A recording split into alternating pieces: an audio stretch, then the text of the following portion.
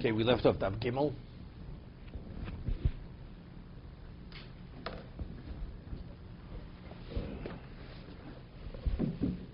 Okay. We had an argument on Daf Gimel. It started that based on basically Rabba and Rava. The Mishnah tells us that if a shliach brings a get, maybe din sayam from overseas, he has to say it was written before me and it was signed before me. So there's an argument, what exactly is the purpose of this declaration of the shliach? Is it because we're concerned in Chutz La'aretz, the Sofrim are not Bekin Lishma, they're not fully proficient in the laws that the get has to be written Lishma, that one person may have taken somebody else's get. So the shliach, the agent has to attest to the fact that it was written Lishma. So the difficulty is, if it's, as the one will ask in a moment, so you should say B'fonei Nechtav. What's B'fonei Nechtam? The Torah says V'kosev lo sefer krisus. Right? You should write for her a document of termination. That's what the Torah says. Kosev lo sefer krisus. Kosev lo, so the Gemara says lo lishma. Has to be written specifically for this woman and for this man, for this particular couple. So now there's going to be an argument between Reb Meir and the Chachomim, Reb Meir and Reb Elazar. What is the meaning of a kosev? Does v'kosev mean literally as we normally understand what v'kosev means? It should be written, or does v'kosev mean v'chosam? It means it should be signed lishma. Does it mean it should be written lishma, or does it mean it should be signed lishma? So even according to Rabbah, the Gemara is going to ask a question. We know there's an argument Reb Meir and the Chachomim and Reb Elazar. Reb Meir says v'kosav means v'chosam. This document has to be signed for this particular couple. So therefore the Gemara is going to say, a get afil motza ba'ashpo.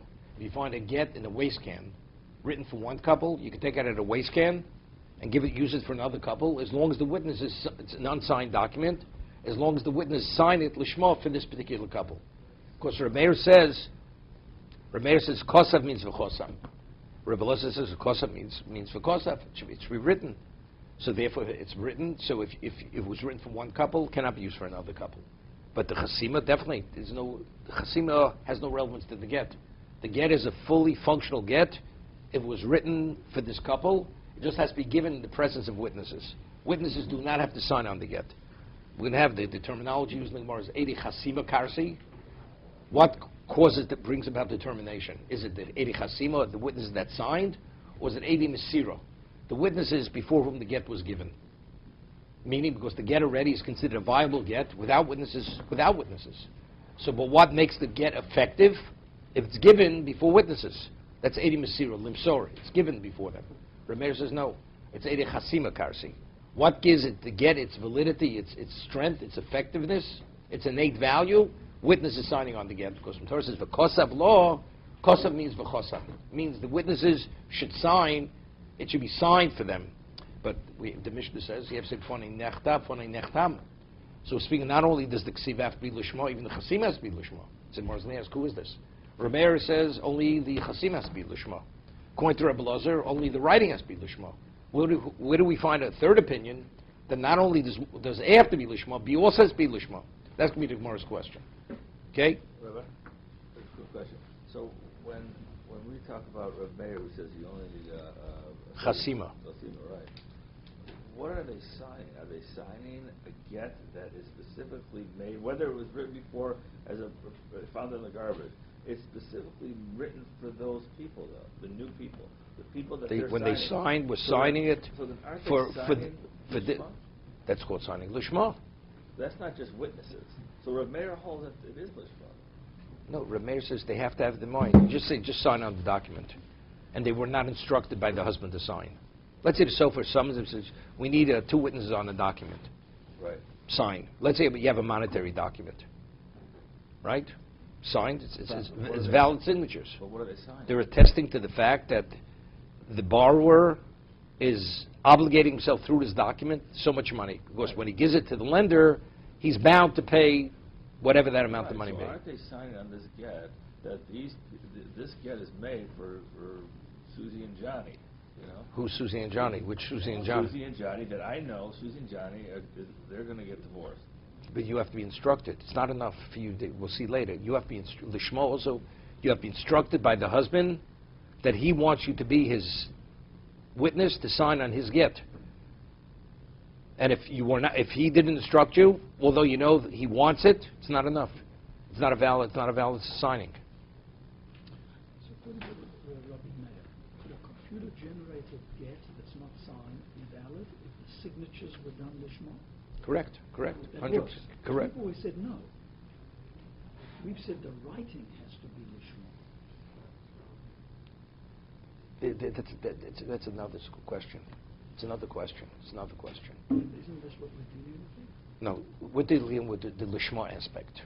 Does a get have to be written, period? Right? We've said it has to be done lishma. Lishma is something else. It says v'kosav and it's lishma. Two things. Written and lishma. It has to be written specifically for this particular couple. So we have a question. Does it mean the writing of the text or does it mean the signatures? That's the discussion. But let's say, we can discuss later, we have a case, it's called, let's say you have ink. We have this in Shabbos. What's considered writing? Let's say you have a blotch of ink and then you chip away the ink and you develop a letter. So the letter comes about as a result of removing the excess ink, and that's our letter. Is that called writing? Are you in violation of Shabbos? You're not in violation of writing on Shabbos. I mean, rabbinically, you're not permitted to do it. Of course, you created a letter, but Torah violation of writing, that's not called writing. Writing means forming the letter, not by causing a letter to be formed. That there you cause the letter to be formed. So let's say you'd write a Sefer Torah in such a manner. Stam, Sefer Torah Tefillah Mezuzah, in such a manner. Right? It's not valid. You haven't written it. There's a halacha, which we will get to in Hilchas Stam, in Hilchas Tefillin. Let's say you have two letters which are attached. And as a result of being attached, they've lost the structure of the letter. Doesn't look like the letter. Looks like another letter. And by removing the ink which connects them, now each one takes on the identity of what it is. It's not you have two letters touching it. Each letter looks as what it's meant to be. And the problem is because they're not touching. They're touching. Then the halacha is, let's say, in tefillin or mezuzah, you could separate. It's valid. But let's say, as a result of being connected, it looks like another letter. And by separating them, now it looks like it looks like the letters they're meant to be. It's not valid. It's not valid. Because there, how did the letters come about? It came about by removing the ink. Sefer Torah also not valid. Not valid. Not valid. It has to be totally erased and it has to be rewritten. Has to be rewritten. Till mezuzah, it's also, because it's Kesidron, it has to be written in that sequential order. But in a Sefer Torah, it's also not valid. Right? So you erase it totally, and then you have to rewrite those particular two letters. Get has to be written. The two things. The get has to be written. So we're speaking about the laser jet printer. Is that called? Was it written? Many years ago, I remember in JTS, they used to have somebody there, have the different standards of how to give a get. That somebody on a typewriter typing out a get. No, so so it was the manual typewriter years ago. So each time he hits that key, that's the equivalent of writing the letter. It's not a question. It wasn't computerized. Is it l'chatchila? May not be l'chatchila, but that's the person. As long as he was authorized by the husband to write the get, it's a valid get. Good. That's called written, because each time he hits that key, the imprint on that paper is due to the pressure that he hit the key, right? But today, where everything's computerized, is that called? Or what about? Is that called writing? Did you write it? Right? That's not called writing. But according to him there, one could write a bunch of get and write and just leave blanks where the names are supposed to be, and then fill them in later. Even more than that. According to Rabbi, you could even fill in the blanks. Even Right. fill in the blanks. Right. You just have to leave where the signatures. That's the only thing that has to be left out. Gemara said maybe rabbinically. Rabbinically, you shouldn't, because it creates complications. So we'll discuss this later. Okay. Okay. So the Gemara asks a question now. Uda Rabba, 2 lines from the bottom. Uda Rabba dom lefishem bikin l'shma. According to Rabbi, he says the reason why the shliach has said fani nechtam is because he has to attest to the fact that the get was written l'shma. Man haytana the tani boy ksiva l'shma boy chasim l'shma. Who is this tana the Mishnah says that he has to attest to the fact it was written l'shma, it was signed l'shma. Who is this tana who holds that when the Torah says it has to be l'shma, it's both the writing and the signing? Remeir, is it Remeir? Because we say Stam Mishnah Remeir. Anonymous Mishnah usually we attribute to Remeir. Remeir, Chasim boy, Ksiva lo boy. Remeir is of the opinion that the signing has to be Lishma, but not the writing. The writing does not have to be Lishma. Did not. Now, we discussed, it says in Torah, V'kosav and Nosan. Right? That means there cannot be any interruption between the writing of the get, whatever writing means, and the giving of the get. So let's say a person writes a get, the mechuber. He writes a get on a branch. And after he writes it on the branch, he has to sever it from the tree, and he gives it to the woman. So if you're of the opinion, let's say it was written and signed on the tree, and then you sever it, everybody agrees it's not valid. Because whatever kosav means, whether it means writing or means signing, there's an interruption between the kosav and the giving. Right? Because it was fully written and signed on the tree, it has to be severed, so you're not immediately able to give it to the woman. Correct? So it's not valid. But let's say you're of the opinion, the kosav means v'chosam. It was written on the tree, right? And then he cuts it, he signs it, then he gives it to the woman. According to Rameir, it's valid. Right? Because when Torah says v'kosav and nosan, there's no interruption between the signing and the giving. That's Rameir. So Rameir's opinion, chasimi boiler. When Torah says v'kosav, kosav means the signing has to be done specifically for the couple. Did not in kosam l'mechuber l'karka. Kosva ala mechuber l'karka. Again, rabbinically you should not write it. Even Rameir agrees. You should not write it when it's mechuber l'karka, when it's attached, because there's a concern as you write it you may sign it. Correct? So therefore, rabbinically it shouldn't be done. It's a precaution. What about tolsho? What else? After he had written the get, the text of the get, he detached it. Chosmo v'noslo kosher. And then it was signed. And after it was signed, he gave it to her. It's valid. Even though initially when it was written when it was attached to the tree. But even Rameir agrees in kosem b'chuber. You should not. Because there's a very strong possibility, as he writes it, he may sign it. And if he signs it, it becomes problematic. No, so Rameir definitely cannot be the Mishnah. Because Rameir says, Chasima, Kosa means Chasima, so Chasima has to be Lishma, not the Ksiva. Reb Lozer, maybe it's called like Reb Lozer. Ksiva boy, Chasima lo boy. Reb Lozer of the opinion, no, that it has to be written, Lishma. Signing has no relevance, because Reb Lozer is of the opinion there's no such thing as the Torah requires any signatures on the get. It's already considered a viable document if it's infused with the lishma that was written specifically for this couple. So Reb Lozer, Ksiva boy, Chasima lo boy. Go ahead. How come if Ksiva is lishma, then how come Ksiva cannot be lishma? It's not really possible. No, either the word Ksiva means kosav or kosav means v'chosam. It means one or the other. Torah requires only one or the other. That's the way Rameir and Reb Lozer are interpreting the pasuk. So who do we attribute the Mishnah to? My question is, why can we attribute it to Rabbi Lozer? Because Chasima is automatic lishma. No, he doesn't. You don't need chasima. Period. Torah doesn't talk about chasima. Rabbi Lozer is of the opinion 80 Masira Karsi. One doesn't even have to have signatures on the document. If it's given in the presence of witness, that's sufficient. Because Torah says v'kosav.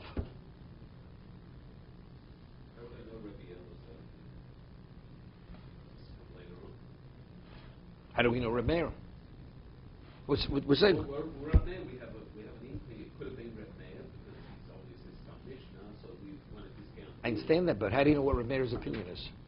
It's because later they say it explicit. They say it explicitly. Each one says. You can derive it. Right? If he holds that. Stam Mishnah Rameir. Correct. So Rameir, maybe Rameir holds you need both chasima and ksiva, lishma. So we said it's clear from here he doesn't. Okay, so we have to cite other sources. We have to find, even for Rameir, we have to find other, where did he state his case? Where did Rameir state his opinion? So quoted the Mishnah. So there it's clear Rameir is of the opinion that when the Torah says v'kosav means it has to be signed lishma.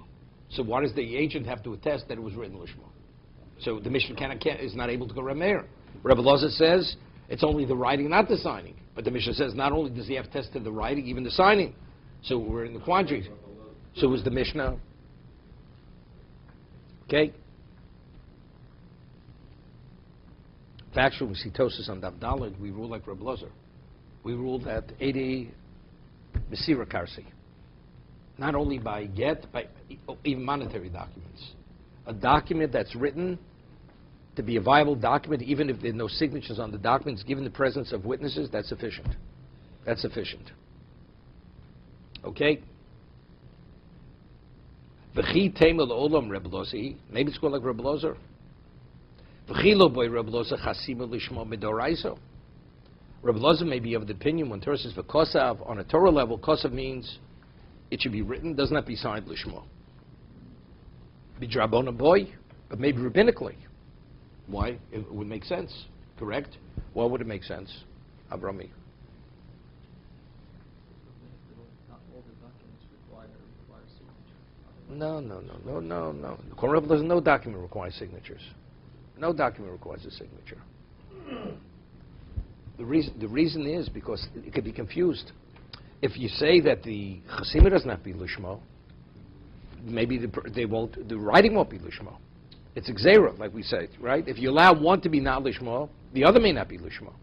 Everybody agrees, even Rebbe Loza agrees, that the Mishnah says later in Gittin, the Ramaliel enacted that every get should have witnesses signed on it. Even Rebbe Loza agrees. Why? Because what would be if the witnesses should die? And you're not able to locate the witness who originally witnessed the transfer of the get from the husband to the wife. And the husband should contest the get. What are you going to do? You got a problem. What happens if the witness should go overseas? Right? You have a problem. So, tikkun olam, for the best interest of everyone, he said every get, although it's given in the presence of witnesses, that document should be signed.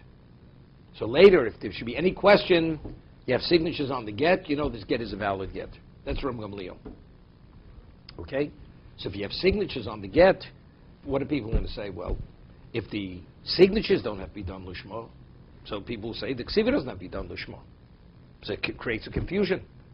So as a fence, you would say, maybe Reb Loz, midoraisa, it's true, in truth, only the writing has to be lishma. But rabbinically, we say even the chasim has to be done lishma. And if it's not lishma, it's possible. Right? So maybe that's the, so Mishko like Reb Lozer. Ede Mesira Karsi, that's on a Torah level. But rabbinically, the signature, so that's b'fani nechtam. Doraisa, that covers the Doraisa and the Drabonim. No. Definitely, because if you don't have the Drabonim, you're not going to have the Doraisa. Because if you're not going to sign it Lishma, it's not going to be written Lishma. There's a strong concern. People confuse the two. But we're going to quote Rebbe Loza, he's not concerned. Rebbe Loza says explicitly, you don't have to have Chasim Lishma. There's not. So if that's the case, we're going to discount that. But it's interesting. We start off, is it like Rameir? So Rameir says Chasima, not Ksiva. Is it Rebbe Loza? Rebbe Loza says Ksiva and not Chasima. Seemingly, it says, but maybe you want to say, maybe it's going like Rebbe Loza, it's Rabbanim. Why do we say it's going like Rameir, it's Rabbanim? Why are we speaking according to Rebbe Loza? Right? Because once Rebbe Loza, we rule like Rebbe Loza. See, initially we start off Stam Mishnah Rameir. The Inan Mishnah is usually Rameir. So we say, but it's not going like, it's clear it's not going like Rameir, because Rameir says only the signing, not the writing. So now we're entertaining, maybe it's going like Rebbe Loza, so it's Rebbe Loza, it's only the writing, not the signing. So we have probably even Rebbe Loza, the Mishnah can't go like Rebbe Loza, correct? So this is, maybe it's rabbinical. But why we say rabbinical and Rebbe Loza, maybe rabbinical and Rebbe Meir? The answer is because we rule like Rebbe Loza. We rule like Rebbe Loza, Edim Sira Karsi. But even though it's true, but factually, if you put signatures on the document, those signatures have to be signed no less than the writing. So therefore, if the agent, if the shlich does not say b'fonei nechtam lishma, it's not going to be valid. Rabbinically, it's going to be invalidated. That's why the Gemara now is only addressing Rebbe Loza, not going back to Rameh for that reason. But if you have signatures, they have to be done lishma. Because otherwise, then you have confusion, right? If any part of the document is not going to be written lishma, we're concerned that the essential part of the document may not be written lishma, and that creates a problem. That's on a doraisa level. The signatures themselves are Rabbanan, though. According to Rebbe Loza, it's Rabbanan. But their value is doraisa. They're needed, as we said, because they're concerned the witnesses may die or they may go overseas. But once they're signed, they're viable signatures. So by definition, even the signing being lishma is derabanan, because the whole signing is derabanan. Why is Drabanan? Well, why? Because once it becomes an integral part of the document, we're concerned, people will say, as this doesn't have to be lishma, the rest of the document doesn't have to be lishma. It's a rabbinic fence. You understand? And if it's not, and it's not going to be addressed, we have a problem. So therefore, we invalidate it rabbinically. Rabbi Eliezer says you don't need any signatures. But if you do have signatures, But how does Rabbi Eliezer protect the woman if there's no signatures on the get? you summon the witness. That's Rabbi Leo's takona. That was his enactment. Right, but why would Rabbi Eliezer say that? How could Rabbi say that you don't need any signatures? So if the husband comes back and says, you know what, I never did this. I never gave you the get. Could I ask you a Where's question? the proof? Could I ask you a question? You buy a piece of land, you pay value, right? And the man doesn't give you a deed. Doesn't give you a deed. Is the property yours on a Torah level and on rabbinic level? Of course it's yours. You purchased it, right? Kakas nikda kesish tarba chazoka. Document, you took physical possession or you paid, there was some value given. The land is yours. Now the original will come and contest, he says you have no right to be there. Well, either you better bring witnesses that you gave money or produce a document. If he never gave you a deed, then you have a problem. Is the man a thief? The original, he's a thief. Same thing, the woman's divorced. How could she prove she's divorced? She has a problem. So that's exactly, that's from Leo's takona. He enacted that every get that's given, the president of Edi Masira, should be signed. Because what happens if you can't locate the witness for whatever reason? The woman's going to be in a bind. According to Rabbi Eliezer, there are no witnesses on the get, which is okay. She has to produce witnesses. The shaliach by himself, he's just coming to testify that it was written in the Shema. We still need to wait when they give the get to the woman. Definitely, of course, definitely. Right. They're going to argue whether the man would be able to ask what is the essential part of the get as well. Is that going to be another side argument as to whether the beginning, the end, exactly what is the essential part of the get? No. See, according to the mayor, let's say according to the mayor, I feel motza ba'ashba. Ruvain, identical information. The names are alike. The dates the same. The cities, every identical. And afterwards, the man, the rabbi mediates between the two. They decide they're not getting divorced. They take the get, put it in the waste can. Another couple comes in, identical information. Divorce made in heaven. Okay, they're ready to go. The man pulls it out of the trash can. Let's go. Going to a mayor, it's 100% kosher. You just put witnesses on those. The witnesses are authorized to sign by the husband. It's a valid get. So, of course, you have to have information on the paper. But what gives it its viability? What gives it its viability to the signatures? Until then, it's just considered an ordinary piece of paper. It's not infused with the Shema, nothing. Okay? So the Gemara wants to say maybe there's a possibility that according to Rebbe Eliezer, on the Torah level, it's true. Only the ksiv has to be lishma, but maybe rabbinically it has to be lishma. If it's not, therefore, the shliach has to say b'foni nechtam. But we have a Mishnah which says differently. Lo shlosha gittin psulin drabanan. The three gittin that we validate rabbinically, paslu drabanan. If a woman received any one of these three types of gittin, rabbinically it's not valid. V'lo boy Reb Eliezer chasima lishma. And Reb Eliezer says, and we'll see, holds the chasima does not have to be done lishma. Even though there's a tikkun olam, when you have witnesses on the document, because of the enactment for the woman to protect herself to prove that the get was given, but Reb Eliezer is of the opinion the chasima does not have to be done lishma. And we're not concerned of any degree of confusion. That if the ksiv is not going to be done lishma, ksiv is not going to be lishma. Why? Did none? Gimel gittin psulin. The three gittin which are rabbinically not valid. However, v'imnisis ablat kosher. Although we invalidate the get, but we don't invalidate it to the degree that if the woman now has a child from another man after she receives this kind of get, we're going to say the child's a mamzer. The child is considered. Meaning we allow it to be, we recognize it on a Torah level that the child should not be considered illegitimate. Are they divorced? No, she needs another get. They won't let her be with this other man. Another get has to be written. But, no, Drabanan. Rabbanon would mean we're not. This woman has this document. We're not going to let this woman be with another man. But let's say she already conceived the child. The child's can be considered a kosher child. How does that work? It's all rabbinical. Rabbinical. It's all rabbinical. You want to continue with this man? She was divorced then. On the Torah level, she was divorced. Okay. So, But rabbinically, we will not allow it to continue unless she gets a get that even rabbinically. Technically, she's divorced. She's divorced on the Torah level. What are the three cases? Kosav v'ksav yodo. What about if the man writes the get with his own handwriting? Wrote the get, and if you look at the get, the penmanship, you see it's his handwriting. Okay, so you can't say, well, she had someone else write the get. Clearly, where did she get the get? Evidently, the husband gave her the get. That's one case. It's because they ain't all of Adam.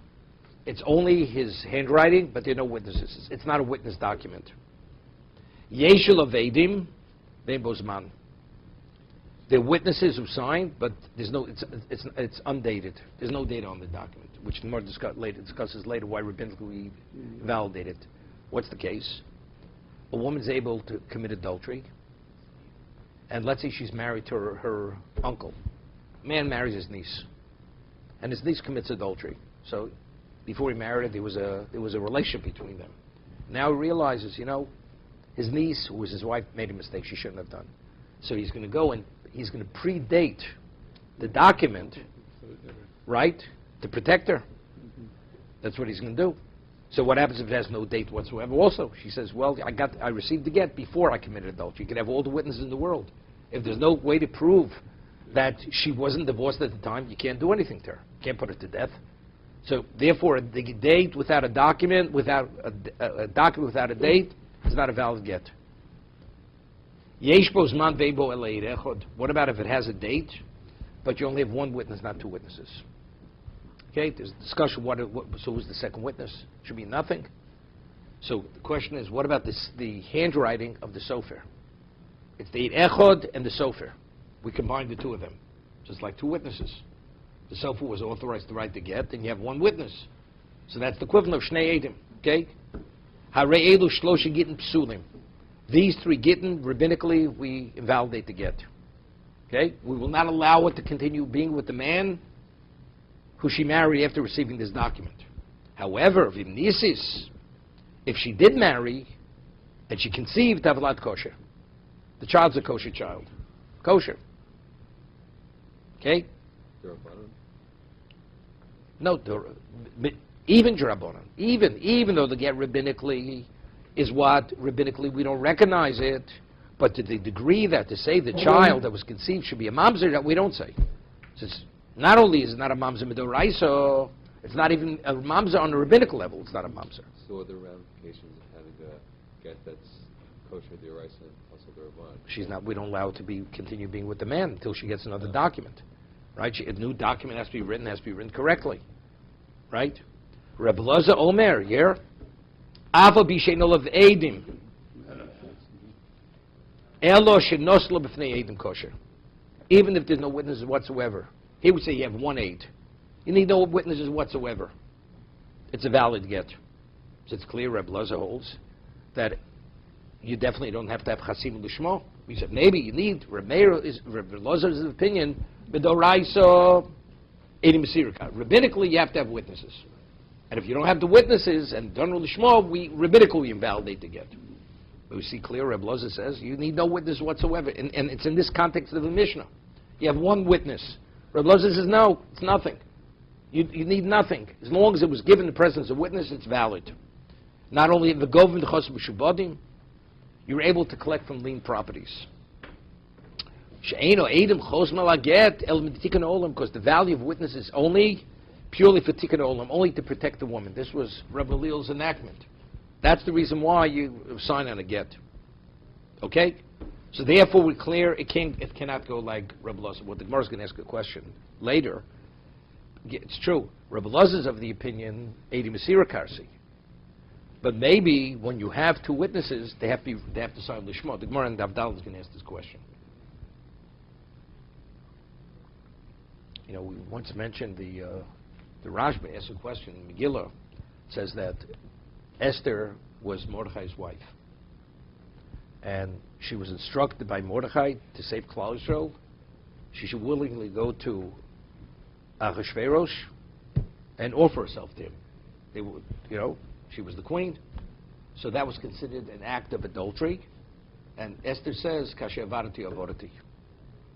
Kashem varmi beis abo, avorati beis bali. Now I become an adulteress. I will not be permitted to my husband any longer. So Tosa asks the question, why did he give a get? Should have given her a get. Why did she have to commit adultery? You have a way to circumvent the problem. Should have given her a get. So Tosas answers, because he was concerned when you have a get, you have a sofa, you have Eidim, and it was crucial that it should be secret, her pedigree should be secret. So if he was concerned, if he gives the get to Eidim, word would get out, and that will foil the whole everything, it would undermine everything.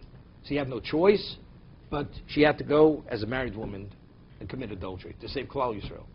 So the Rashbi has a question, David, very important. But it says over here, Kosabik Sav Yodo is a valid get. If he writes it with his own signature, well, Mordechai was a member of the Sanhedrin. Say, well, maybe he didn't know how to write a get. He was a member of the Sanhedrin, of the Sanhedrin Gedolah. Mordechai should have written a get, given his wife a get with his own signature. The Gemara says here that if a woman receives a get, Ksav Yodo, it's valid. It has to be in front of two people. No, that's all rabbinical. Should have written Kosabik Sav Yodo, it's a valid get. So it's a valid get, why don't you give her a get? Kosabik Sav Yodo doesn't answer the question. Leaves it unanswered. The Rashba doesn't answer it. Okay? See, later, Rabbeinu Tam says that even according to Rameir, who holds Edich Simakarsi, we have a principle, Ein Dovish Be'er Post Mishnayim. According to Rabbeinu Tam, the get still has to be given in presence of two witnesses. Still has to be given in presence of two witnesses. So Kosbik Sav Yodo only means that even though Rameir is of the opinion you have to have witnesses on the get, that gives its viability, but if it doesn't write, that's the equivalent of that. But what about the actual divorce? Divorce has to be given in the presence of witnesses. So if it has to be given in the presence of witnesses, it's a problem also. Mordechai was concerned. The moment you get people involved, word may get out. So even Kosabik Sav Yodo, because he learned Kosabik Sav Yodo means, and it was given in the presence of witnesses. That's rabbinically not a valid get. Rabbinically. The Rashba could argue Rabbeinu Tam. He argues because it's not simple Rabbeinu Tam.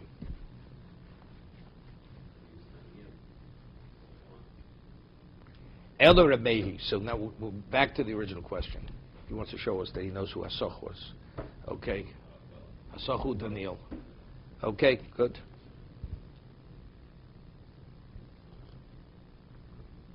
So now we're back. Who is the Tana of the Mishnah? We're not able to ascribe the Mishnah to Rebbe Lozer, because we said Rebbe Lozer says you need no witnesses on the signatures. You need no signatures. Elo Remehi. We're going back to Remeir. Again, Stam Mishnah Remeir. Chila boy Remeir Ksiva Lishma Midoraisa. But we wanted to say initially in according to Rebbe Lozer, now we're saying according to Remeir. When does Remeir say that you don't need Ksiva Lishma that's on the Torah level? V'chosav means v'chosam. Means it has to be signed lishma. V'jrabonim boy. But rabbinically, maybe Remeir's opinion has to be written lishma. Because again, for the confusion. Because if you allow only the ksimo, the ksiva is not lishma, the ksiva may not be lishma. What happens if you find the get in the trash can, the waste can? It was signed, not only written, it was signed. You may use it for another couple. Right? So therefore, rabbinically, you have to have not only the ksima lishma, the ksiva has to be lishma. Because we're concerned about confusion. Somewhere says, Rav Nachman said, Omaha Remeir, Afilu Motza Ba'ashpo. Rav Nachman says that according to Remeir, it's quoting Remeir, Afilu Motza Ba'ashpo. If you find the document in a waste can, V'chosmu, and then it was signed Lishma, V'noslo Kosher, it's valid. So you see, Remeir's not concerned that you're going to confuse the Chasim with the Ksiva. Right? We wanted to say, maybe on a Torah level, Remeir says Chasim has to be Lishma, the right does not have to be Lishma. But rabbinically, because of the confusion, you have to have the Ksiva Lishma. But Rav Nachman cites Rav Meir, that Rav Meir said that a get could even be taken out of the ashpa, out of the trash can. We're talking without the signatures. This is v'chosma, and it was written Lishma. He gives that it's kosher, it's a valid get. So you see clearly, according to the mayor, rabbinically, it's valid. He says, maybe that we say, according to the mayor, that's on a what? That it says, that's on a Torah level. On a Torah level, if you take it out of the trash can, the waste can, and you sign it, l'shmo, it's valid. But rabbinically, maybe it's not valid. So our Mishnah is speaking factually, how do you conduct yourself? What's the practice? Rabbinically, it has to be written lishma, it has to be signed lishma, even according to the mayor. It's exer because we're concerned with the confusion of ksiv and chasima. So he says, if that's the case, so how should have Rav Nachman cited Rav Meir?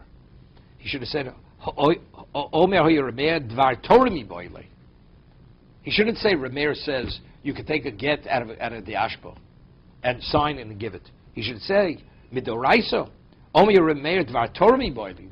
On a Torah level, you could do that, but rabbinically, because of the gzeira of confusing ksiva with chasima, rabbinically, the writing also has to be done lishma. Rav Nachman cites it without making this differentiation. So for that we see that even according to Rav Meir, on a rabbinic level, it's valid. Hotzi get min ashpa, it's a valid get, even though it was not written lishma. So back to square one.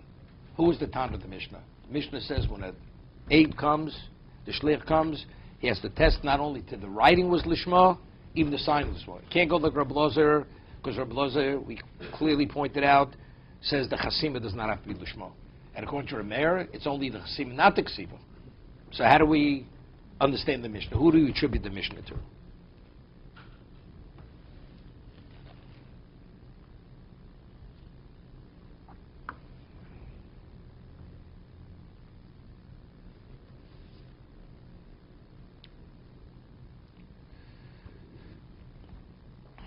So the Gemara says, Elo.